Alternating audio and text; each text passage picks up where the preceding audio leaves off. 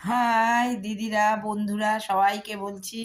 হ্যাঁ, কেমন আছেন বলুন? ঠান্ডা পড়ে গেছে, শীতের দিন। এখন তো একটু তো এদিক ওদিক হবেই। বলুন কিরম সন্ধে হয়ে যায় তাড়াতাড়ি, হ্যাঁ?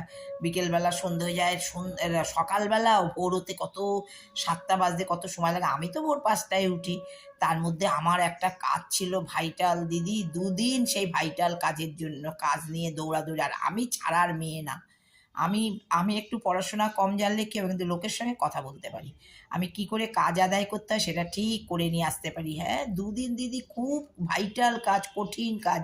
সেই ২ দিনে কালকে বাড়ি এসছি ২:৩০, খেলাম ৩টের সময় খেতে বসলাম।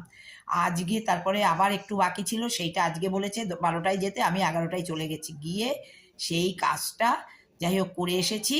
আসবে আমার কাছে। হ্যাঁ, বাপরে বাপ! উফ! কি যুদ্ধ গেল ২ টো দিন। একটু কথা বলতে পারিনি।